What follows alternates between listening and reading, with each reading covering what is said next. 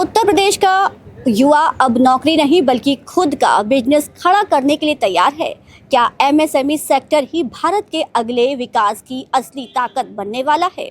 नमस्कार, मैं मनु तिवारी और आप देख रहे हैं इंडस्ट्रियल एम्पायर। आज हम मौजूद हैं कानपुर में, जहां MSME entrepreneurship conclave and exhibition 2026 का आयोजन किया गया है। एक ऐसा मंच जहां 150 से ज़्यादा स्टॉल्स के जरिए नए बिजनेस आइडियाज़ और अवसरों की दुनिया खुल रही है।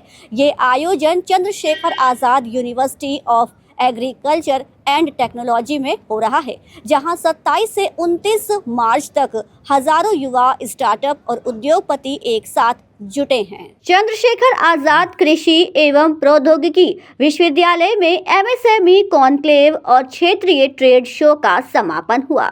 इस अवसर पर एमएसएमई मंत्री राकेश सचान ने प्रदेश के 29 एमएसएमई उद्यमियों और 40 हस्तशिल्पकारों को उनके श्रेष्ठ प्रदर्शन के लिए सम्मानित किया। इस मौके पर इंडस्ट्रियल एम्पायर की टीम ने मंत्री राकेश सचान से बातचीत की। एमएसएमई सेक्टर से ही हमारे प्रदेश के नौजवानों को रोज़गार से जोड़ने के लिए तमाम सारी योजनाएं चला करके लोगों को बढ़ाने का प्रयास कर रहा है, लोगों को उद्यमी बनाने का काम कर रहा है।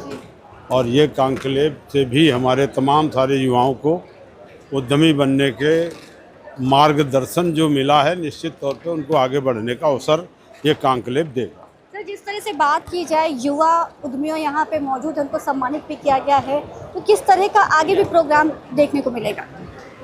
हमारी सरकार की पॉलिसी है, पॉलिसी में हम सारे उद्यमियों को जो विशेष काम करते हैं उनको सम्मानित भी करते हैं, और जो भी पॉलिसी में इंसेंटिव देना होता है उनको भी हम लोग छूट के माध्यम से उनको सारी योजनाओं का लाभ देते हैं। उसी के चलते आज ये 25-26 में तमाम सारी जो योजनाओं के माध्यम से हम सम्मानित करते हैं, उसी में ये कार्यक्रम था। 25-26 में पूरे प्रदेश के टेक्सटाइल के क्षेत्र के लाभार्थियों को, एमएसएमई क्षेत्र के और हमारे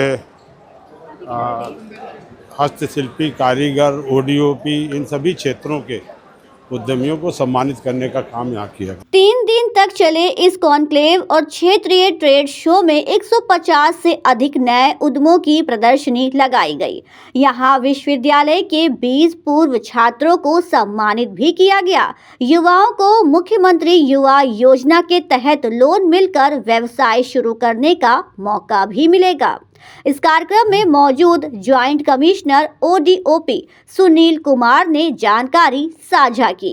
sir, MSME entrepreneurship conclave exhibition 3 दिवसीय कार्यक्रम हुआ है चंद्रशेखर आजाद यूनिवर्सिटी में। मुख्य उद्देश्य क्या रहा सर इसका? मुख्य उद्देश्य इस कार्यक्रम का ये था कि सीएसए के साथ करने का मुख्य उद्देश्य ये था कि एग्री टेक सेक्टर जो कृषि और एमएसएमई के बीच का एक सेतु के रूप में काम करता है, उसको बढ़ावा दिया जाए।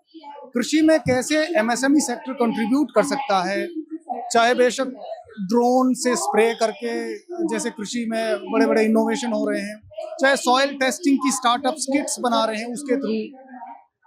तो इस तरीके से एक जो प्रोसेस होती है कृषि से उद्योग तक जाने की, उसका सामंजस्य स्थापित करते हुए ये आयोजन किया गया है, जिसमें 150 से ज़्यादा स्टॉल्स थी। इसमें स्टार्टअप्स भी थे, इसमें ओडीओपी भी था, इसमें ओडीओसी था, इसमें टेक्सटाइल था, एमएसएमई के अलग अलग सेक्टर्स की एग्जीबिशन थी। इसमें पुरस्कार वितरण, एमएसएमई सेक्टर के उत्कृष्ट उद्यमियों को, पूरे प्रदेश भर से आए उद्यमियों को पुरस्कार वितरण किया गया।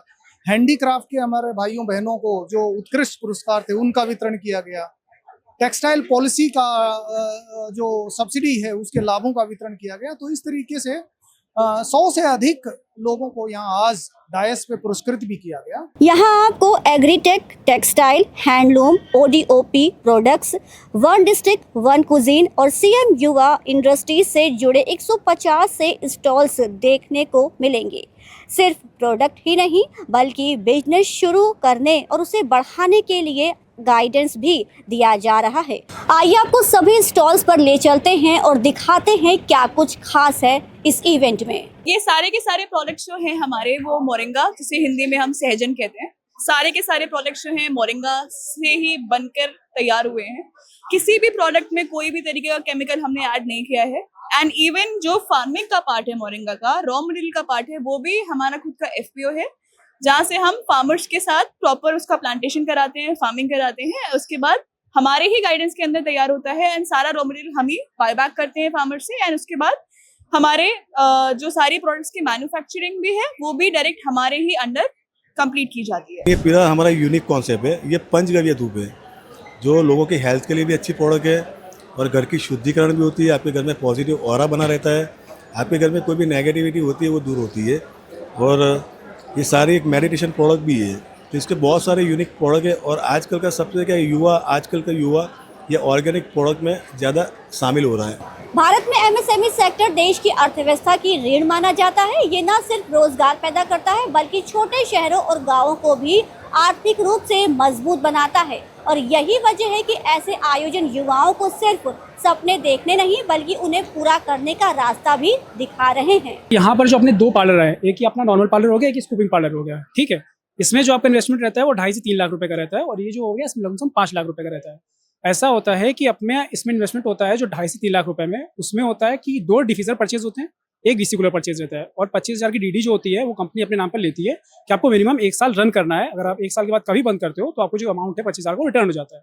हाँ, और उसके बाद जो भी आपकी ये प्रोडक्ट दिख रहे हैं आपको डिस्ट्रीब्यूटर के थ्रू ही आएंगे। इसमें APO पे एक्स्ट्रा मार्जिन होता है, 3% फ्रोजन में होता है जो अपना आइसक्रीम हो गया और 1.5% डेयरी में होता है। ये सीधे जो APO वाले होंगे उनके अकाउंट में सीधे कंपनी ट्रांसफर करती है। ये हमारी कंपनी है SVR सॉफ्टनर प्राइवेट लिमिटेड से।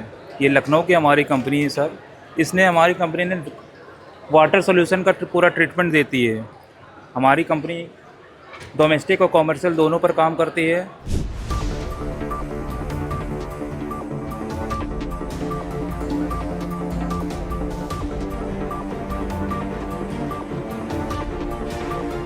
MSME एंटरप्रेन्योरशिप कॉन्क्लेव एक एग्जीबिशन होने के साथ एक ऐसा प्लेटफॉर्म है जहां से नए बिजनेस और नए सपनों की शुरुआत हो सकती है। ऐसे कॉन्क्लेव आइडियाज देते हैं जो उन्हें हकीकत में बदलने का रास्ता भी है। कैमरा पर्सन सत्येंद्र के साथ मनु तिवारी, इंडस्ट्रियल एम्पायर, कानपुर।